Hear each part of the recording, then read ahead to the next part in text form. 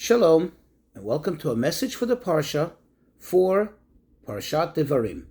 Parshat Devarim begins the fifth book of the Torah, the book of Deuteronomy, the book of Devarim, and in fact the first Parsha is also called Devarim as it begins with the words Eila HaDvarim Asher Diber Moshe. These are the words which Moshe spoke to the children of Israel, and he began the whole narrative of the fifth book of the Torah. This Shabbat, however, is also known as Shabbat Chazon. It goes by the name Chazon. Chazon literally means a vision.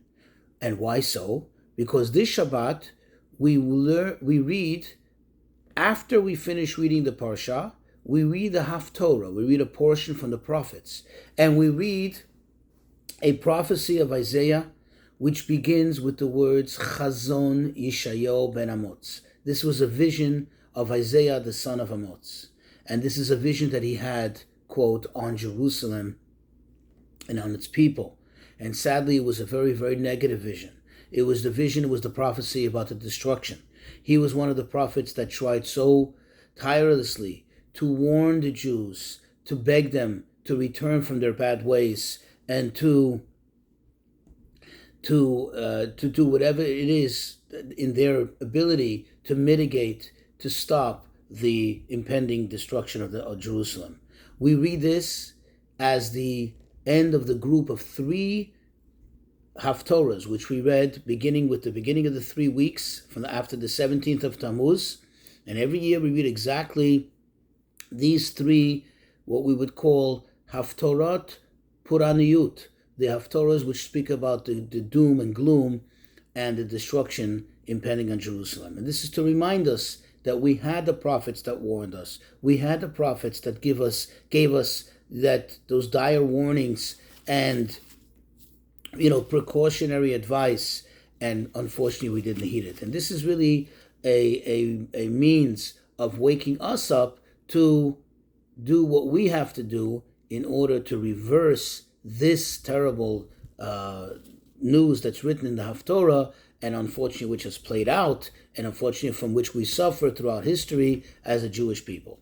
Now, like everything else, we know that even those things that on the surface appear to be bad, even those things that we experience in a negative way, not because we're looking to experience a negative way, because in fact they're very hurtful, they're very painful, they're very unfortunate.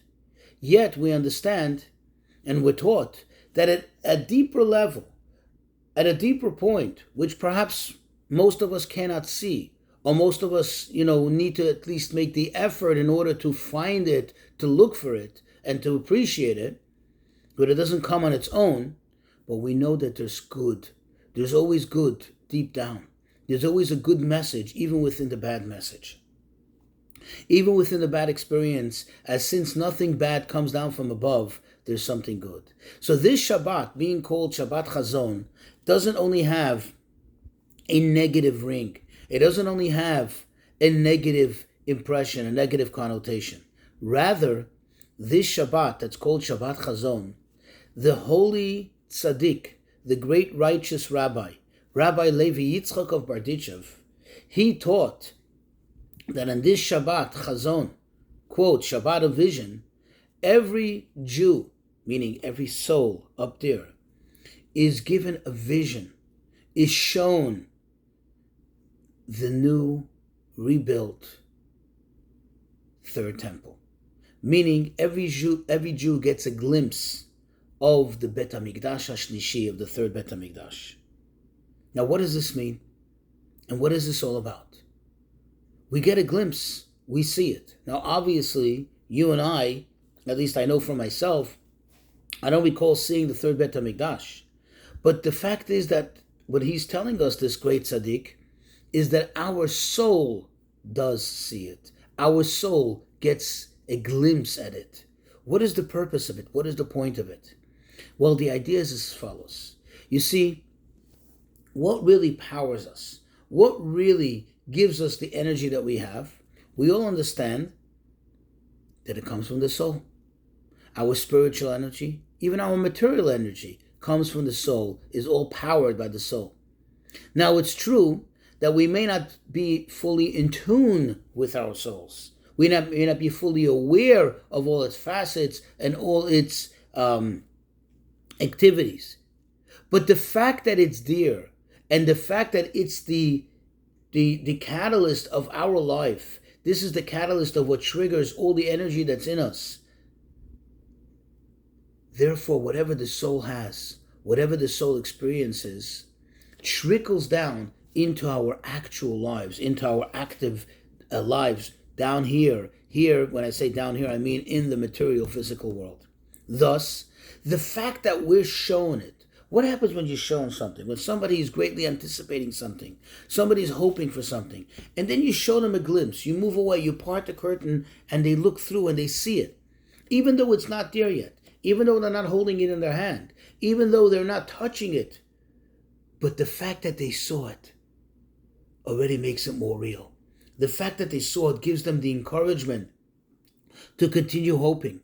It gives them the ability, the power to anticipate it even more. Why? Because they saw it. It's real. It's not just a story. It's not just a thought. It's not just a hypothetical.